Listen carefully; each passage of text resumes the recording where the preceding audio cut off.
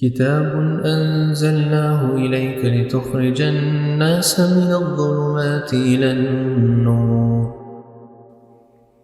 السلام علیکم ورحمۃ اللہ وبرکاتہ۔ الحمد للہ رب العالمین وصلی اللہ وسلم علی نبینا محمد وعلی آلہ وصحبہ اجمعین ومن تبعہ بإحسان الی یوم الدین، اما بعد۔ محترم حضرات، 8ویں پارے کی تفسیر کا خلاصہ آپ کی خدمت میں پیش کیا جا رہا ہے۔ 8ویں پارے کے شروع میں مشرکین کے ایک انداز کا ذکر کیا گیا کہ یہ کتنے غیر سنجیدہ تھے دین کے مسئلے میں اور نبوت کی تعلیمات کے حوالے سے۔ جب کبھی ان کے سامنے کوئی صحیح بات پیش کی جاتی، قبول کرنے کے بجائے یا تو اس پر اعتراضات کیا کرتے یا اس کو مذاق اور جوک کا ذریعہ بنایا کرتے تھے۔ تو ان کے بارے میں بتایا گیا، پہلی آیت دیکھیے آپ،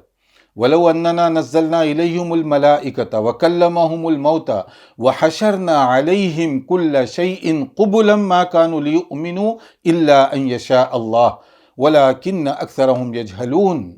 کہ بہت سارے لوگ ایسے ہیں، ان کی حالت یہ ہو گئی ہے غیر سنجیدہ ہونے کی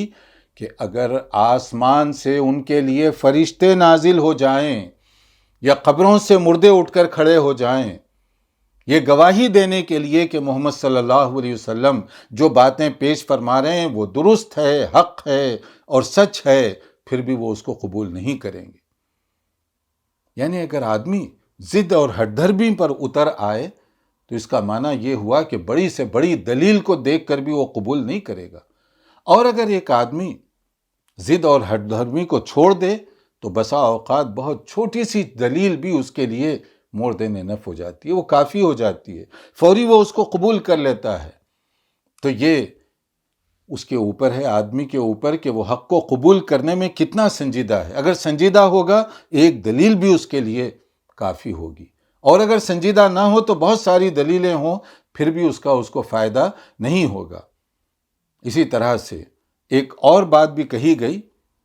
کہ لوگ عام طور پہ آپ نے بھی دیکھا ہوگا بات کرتے ہیں ہمیشہ دین کے حوالے سے بھی، میجارٹی کا کیا خیال ہے، اکثریت کیا کہہ رہی ہے۔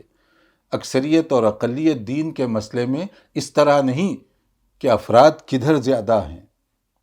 کس کی طرف کتنے سر ہیں، یہ نہیں ہے،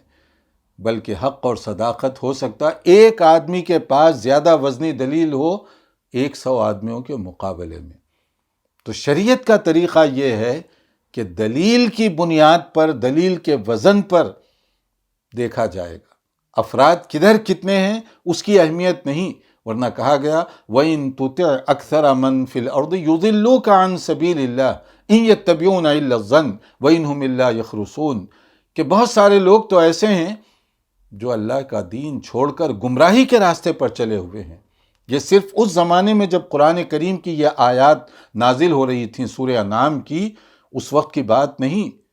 آج بھی آپ اس کو دیکھ سکتے ہیں۔ اگر دنیا میں بہت سارے لوگ غیر مسلم ہیں یا ان کا نمبر زیادہ ہے، میجارٹی ہے، تو اس اکثریت کی بنیاد پر کیا ہم یہ کہہ سکتے ہیں کہ دین اسلام غلط؟ کیا ہم یہ کہہ سکتے ہیں کہ قرآن کریم غلط کتاب ہے؟ کیا ہم کہہ سکتے ہیں کہ رسول رحمت صلی اللہ علیہ وسلم سچے نبی نہیں تھے کیونکہ بہت سارے لوگوں کا یہ خیال ہے؟ نہیں۔ ہم اس سلسلے میں دیکھیں گے کہ کون سی بات جو کی جا رہی ہے وہ حق اور صداقت کی میزان میں پوری اترتی ہے۔ چاہے وہ ایک آدمی گواہی دینے والا ہو، اس کی گواہی کی زیادہ اہمیت ہوگی بہت سارے لوگوں کے مقابلے میں، کیونکہ بہت سارے لوگوں کی کیفیت کیا ہے؟ ان یتبعون الا الظن، صرف اپنے خیالات ٹامک ٹوئیاں مار رہے ہیں، ادھر ادھر بہک رہے ہیں وہ، یا نہیں تو وَإِنْهُمْ إِلَّا يَخْرُصُونَ، ادھر ادھر بھٹک رہے ہیں، علم نہیں ہے، معلومات نہیں ہے، مگر اس کے باوجود خود سے فیصلہ کرنے کی، اور وہ بھی کون سی چیزوں میں؟ حق اور باطل، توحید اور شرک، سچ اور غلط، آخرت اور دنیا، ان چیزوں کے اندر اس میں تو ایک نبی کی ضرورت ہوتی ہے، کتاب الہی کی ضرورت ہوتی ہے، اور وہی آدمی صراط مستقیم پر ہوگا جو کتاب الہی کو مانتا ہوگا، جو اللہ کی طرف سے بھیجے ہوئے نبی کو فالو کرنے والا ہوگا۔ پھر آگے سورہ انعام کے مناسبت سے، انعام جانور چوپائے وغیرہ مویشی انہی کو کہتے ہیں۔ تو اسی حساب سے کھانے پینے کے کچھ آداب بتائے گئے، ذبیحہ، گوشت وغیرہ، اس بارے میں آیات آپ دیکھ لیجئے 119 سے لے کر 3-4 آگے آیتوں میں۔ تو پہلی چیز اس میں جو کہی گئی کہ جو جانور بجائے خود حلال ہو، یعنی جس کا حکم شریعت کے لحاظ سے کلیئر ہو، اور دوسرا یہ ہے کہ اس کو اسلامی آداب کے مطابق ذبح کیا گیا، ذبیحہ اسلامی طریقے کے مطابق ہو، جیسے بکری ہے مثلا حلال ہے، اور پھر اس کو اسلامی اگر طریقے سے ذبح کیا جائے تو اس کا گوشت حلال ہوگا۔ اور اگر کوئی یہ ایک چیز مس ہو گئی، مثلا یہ ہے کہ کوئی ایسا جانور جو حرام ہے، کتا ہے، اگر اس کو کوئی بسم اللہ کر کے ذبح کرے تو کیا حلال ہو جائے گا؟ نہیں ہو سکتا، کیونکہ وہ جانور خود حرام ہے۔ اور اسی طرح اگر کوئی بکری جو ہے جان کر اللہ کے نام پر ذبح نہیں کر رہا ہے، تو بکری تو حلال تھی، مگر اس کے ذبح کا جو طریقہ بتایا گیا اگر وہ درست نہ ہو تو پھر وہ بھی مردار ہو جائے گی، اور اس کا گوشت بھی کھانا جائز درست نہیں ہوگا۔ اس سلسلے میں یہاں کچھ تفصیلی باتیں بتائی گئی۔ مثلا یہ ہے کہ پہلے یہ کہ جانور حلال ہو، دوسرے اس پر اللہ کا نام لے کر اس کو ذبح کیا جائے۔ اور جو لوگ حلال جانور، حلال گوشت خود ساختہ ڈھکوسلوں کی وجہ سے نہیں کھاتے، کہ انہوں نے قسم کھائی ہے کہ وہ گوشت نہیں کھائیں گے، وہ قسم کھائے ہیں کہ فلاں یہ نہیں کریں گے، اپنے لیے پاکیزہ اور حلال چیز کو آپ خود حرام کیوں کر رہے ہو؟ کہا گیا وَمَا لَكُمْ أَلَّا تَأْكُلُوا مِمَّا ذُكِرَ اسْمُ اللَّهِ عَلَيْهِ، جس پر اللہ کا نام لے کر پاکیزہ جانور کو حلال کیا گیا ہو، ذبح کیا گیا ہو، کیا ہو گیا ہے تمہیں؟ خود ساختہ ڈھکوسلوں کی وجہ سے کیوں ان اچھی چیزوں سے اپنے آپ کو محروم کیے ہوئے ہو؟ ترک دنیا، ترک لذائذ، یہ سب چیزوں کو لوگ سمجھتے ہیں کہ شاید تقوی کی علامت ہے۔ نہیں، تقوی وہ ہے جو قرآن و سنت پر عمل کرے، نبی صلی اللہ علیہ وسلم کے طریقے کے مطابق زندگی بسر کرے، اسی کو آپ متقی آدمی کہیں گے۔ کہا گیا کلوا مما رزقکم اللہ ولا تتبعوا خطوات الشیطان، اللہ تعالیٰ نے جن چیزوں کو تمہارے لیے حلال کیا ہے کھاؤ تم اس کو، شیطان کو فالو مت کرو۔ فوڈ کے مسئلے میں، کھانے پینے کے مسئلے میں خاص یہ ہدایت دی جا رہی ہے کہ تم شیطان کو فالو نہ کرو، کیونکہ وہ تو تمہارا دشمن ہے، اور دشمن کا کام کیا ہوتا ہے؟